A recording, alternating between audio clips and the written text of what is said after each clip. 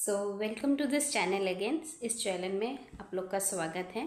तो मैं आप लोग को ये इन्फॉर्मेशन देना चाहती हूँ, जो लोग यूपीएससी का एग्ज़ाम देने वाले हैं वो लोग अच्छी तरीके से प्रिपरेशन कीजिए मेरे साथ। और मैं क्या टॉपिक बताने वाली हूँ आप लोग गौर कीजिए।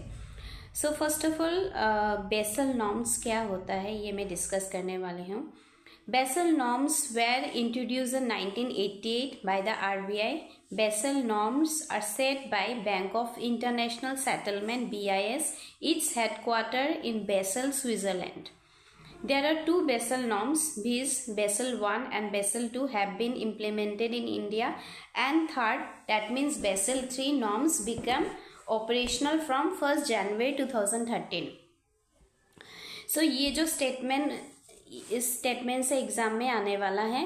सो बेसल नॉर्म्स को कब इस्टेब्लिशमेंट किया गया था, इंट्रोड्यूस 1988 को किसने, आरबीआई ने। तो इसको सेटअप किसने किया था, BIS means bank of international settlement. और बेसल नॉर्म्स का हेडक्वार्टर कहाँ पे है, बेसल और स्विट्जरलैंड में। यहाँ पे दो टाइप का बेसल नॉर्म्स है, एक बेसल 1 एंड बेसल 2 जो भारत में इम्प्लीमेंटेड हुआ था, and third Basel 3 norms become operational from 1st January 2013 से थर्ड बेसल का स्टार्ट हुआ था। नेक्स्ट मैंने सारा कॉपी में लिख के रखे हूँ आप लोग के लिए। सो define open market operations. So write down in your copy first. Open market operations is a popular monetary policy tool used by RBI to manage liquidity prevailing in the economy. It involves the banking and selling of government securities. It withdraws money liquidity from the market and thus reduces volume of credit, leading to control of inflation. So इसका meaning मैं हिंदी में भी बताने वाली हूँ। Open market operations का मतलब है खुले बाजार के परिचालन। केंद्रीय बैंक भारत में आरबीआई द्वारा बैंकिंग प्रणाली में मुद्रा आपूर्ति और ब्याज देशों को नियंत्रित करने के लिए सरकारी प्रतिभूतियों मीन्स गवर्नमेंट सिक्योरिटीज की खरीद और बिक्री की प्रक्रिया है। इसका उद्देश्य महंगाई को नियंत्रित करना या अर्थव्यवस्था को बढ़ावा देना होता है। मैं फिर से रिपीट कर रही हूँ ओपन मार्केट ऑपरेशंस को।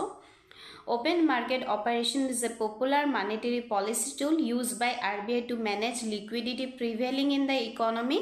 It involves the buying and selling of government securities. It withdraws money liquidity from the market and thus reduces volume of credit, leading to control of inflation.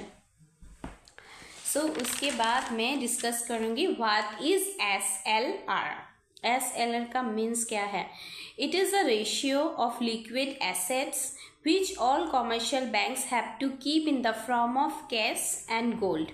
Means ये वो न्यूनतम प्रतिशत है जो वाणिज्यिक बैंकों को अपना कुल जमा नकद, सोना या सरकारी प्रतिभूतियों गवर्नमेंट सिक्योरिटीज के रूप में अपने पास सुरक्षित रखना अनिवार्य है, ताकि वे आपातकालीन जरूरतों को पूरा कर सकें।